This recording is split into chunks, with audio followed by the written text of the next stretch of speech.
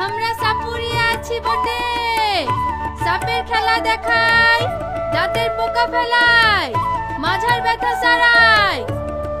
ছেলে না হলে ওষুধ দিয়ে থাকি। ও বেদিনী মা, একটু এদিকে আসেন। হ্যাঁ, কি বলবি বল। আমাদের আবার দেরি হয়ে যাচ্ছে, বাড়ি যেতে হবে বটে। একটু ভিতরে আসেন। চল দেখি।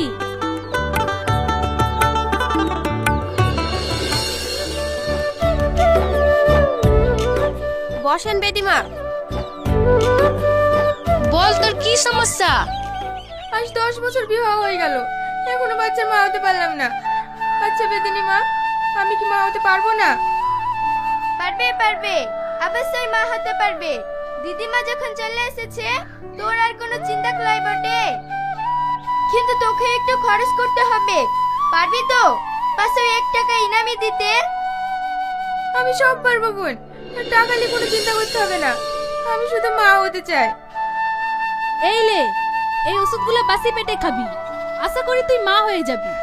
তাড়াতাড়ি চলো দিদিমা, সন্ধ্যা লেগে গেলে পার পাবো ক্লাই। এই দিদি, আমাদের টাকাটা দিয়ে দে, আমরা চলে যাব।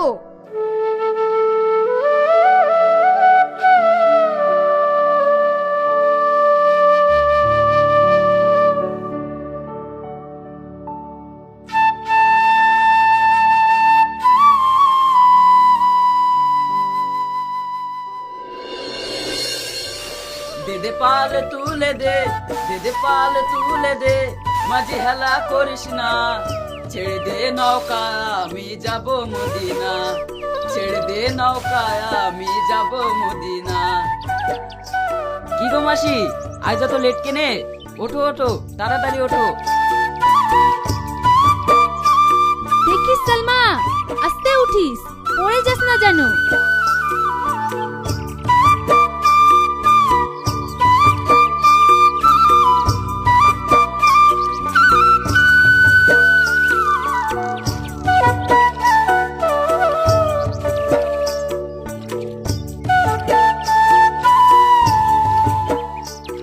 ও দাদিমা, দেখতে পাচ্ছো? ও দেখো, একটা কলার ভেলা ভেসে আসছে। আমার মনে হচ্ছে ওতে কেউ আছে। ওতে যা থাকে থাক, তোকে অত দেখতে হবে ক্লাই। না দিদিমা, দেখো নাই ওতে কে আছে। এই ছেড়ি না, প্রচুর জেদি আছে বটে। যতক্ষণ না দেখবে ততক্ষণ শুনবে ক্লাই। এ মাঝি, ভেলাটার কাছে নৌকা লিয়েছে তো, দেখি কি আছে। আচ্ছা ঠিক আছে মাসিমা।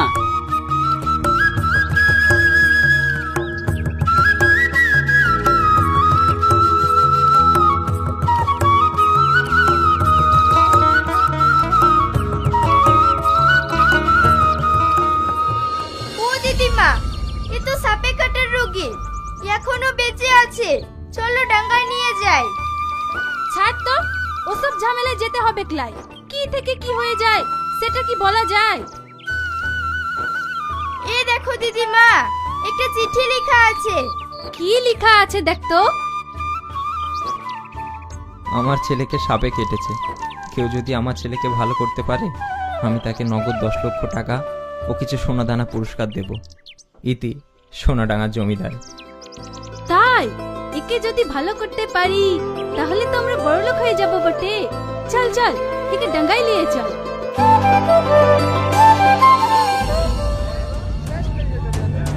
তোরা সবাই সরে দাঁড়া। এ তো অসম্ভব, এ তো কাল লাগেনিতে টংসন করা। এ বিষ যে তুলবে তার গলা দিয়ে রক্ত উঠে মারা যেতে পারে। আমি তোকে এই বিষ তুলতে দেবো ক্লাই। আমি বেদ কন্যা আছি বটে, সাপের বিষ তোলাই আমার কাম।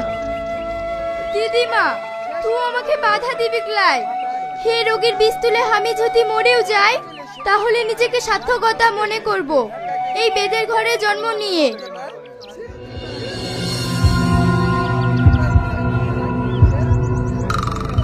এ মেয়েরা, চুলের বাঁধন খুলে দে, আর হাতে মুঠ থাকলে ছেড়ে দে। হে দয়াময়, তোকে সাক্ষী রেখে আমি আমার কাজ শুরু করছি। আমি যেন সফল হতে পারি।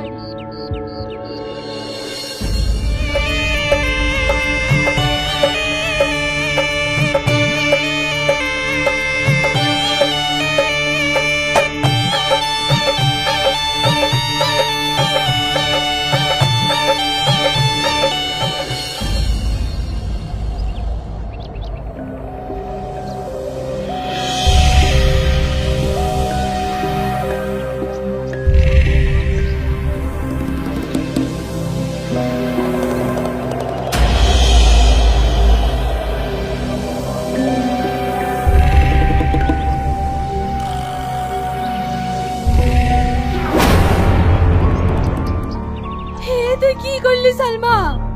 আমি তোকে এত নিষেধ করার সত্ত্বেও তুই এ কাজ কেন করলি?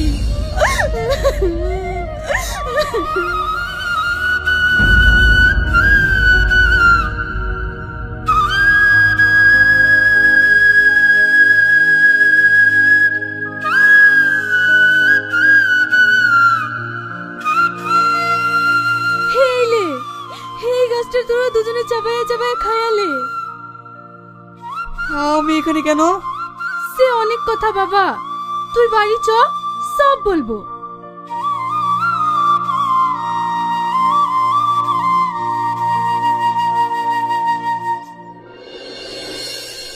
এ সালমা, শাহিন তো এখন পুরোপুরি সুস্থ, ওর বাড়িতে খবর দে, ওকে এসে নিয়ে যাক। ঠিক আছে দিদিমা, আমি ওর বাড়িতে খবর পাঠাচ্ছি। না সালমা, তুমি আমার বাড়িতে খবর পাঠাবে না। আমি এখান থেকে কোথাও যাব না। যাবি লয় মানে? থাকবি কোথে?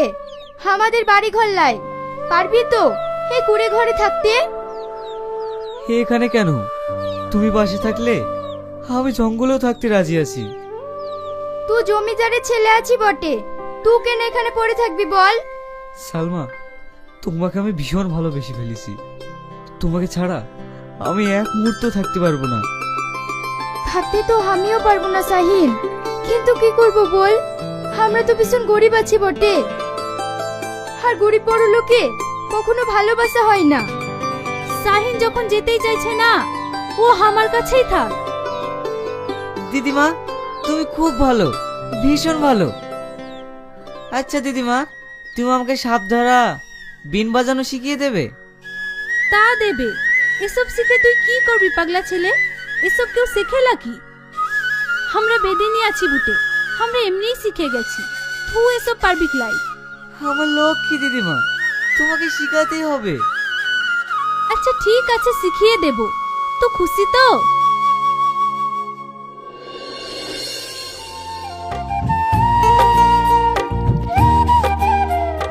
সালমা, আমি আর চলতে পারছি না, ওইখানে বসে একটু বিশ্রাম নিলে খুব ভালো হতো। ঠিক আছে চল।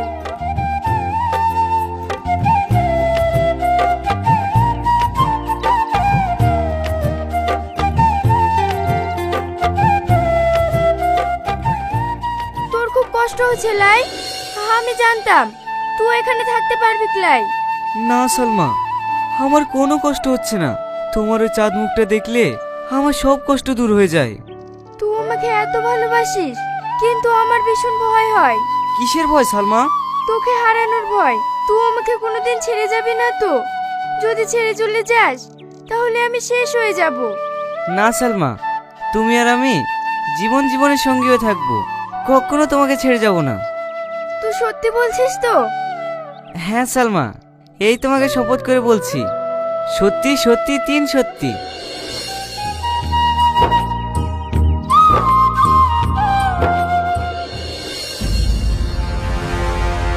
এ তো আমাদের ছোট বাবু।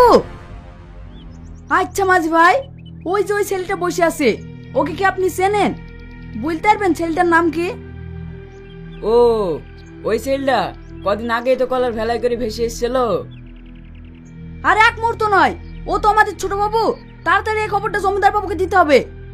মাঝি ভাই, নৌকা ঘুরাও। কি গো, আর কতদিন এভাবে মন খারাপ করে বসে থাকবে বলো তো? আজ 1 মাস হয়ে গেল ছেলেটাকে নদীর পানিতে ভাসি দিয়েছি, খোঁজ খবর কিছুই পেলাম না। মরে গেছে না বেঁচে আছে? জমিদার বাবু, জমিদার বাবু। কি রে মুমিন, তুই এক্ষুনি চলে আসলি যে, করানতে যাসনি? গিয়েছিলাম জমিদার বাবু, গিয়ে দেখি আমাদের ছোট বাবু এখনো বেঁচে আছে। আমার সেন এখনো বেঁচে আছে? ও কোথায় আছে, কেমন আছে বল মামিন বল। কি রে, চুপ করে আছিস কেন? বল কোথায় আছে। ও আছে কুসুমপুরের এক বেদিনীর বাড়িতে। কুসুমপুর বেদের বাড়িতে? সবাইকে নৌকা নিয়ে রেডি হতে বল, আমি এক্ষুনি কুসুমপুর যাব। ও গো, আমিও যাব। আচ্ছা ঠিক আছে, তাই চলো।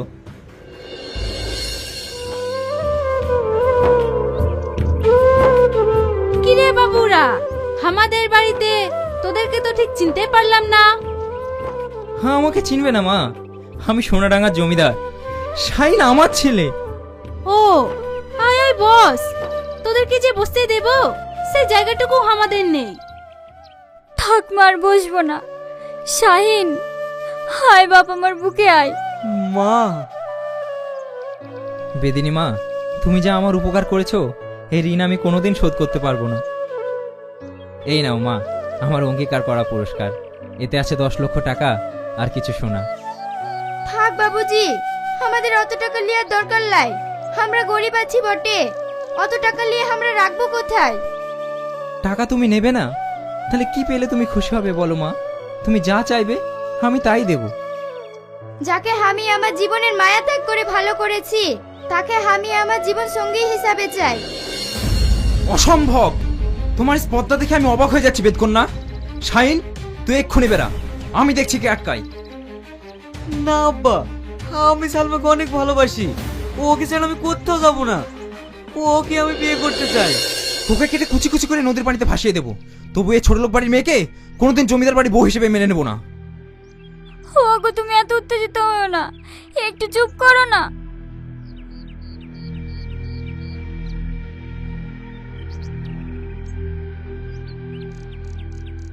ঠিক আছে, তোমরা যখন দুজন দুজনকে ভালোবাসো, আমি আর তোমাদের মাঝখানে বাধা হয়ে দাঁড়াবো না।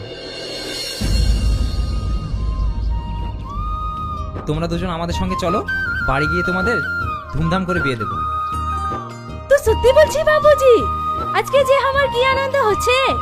শাহিন, সালমা, তাড়াতাড়ি বার হয়ে এলে, সন্ধ্যার আগে বাড়ি পৌঁছাতে হবে।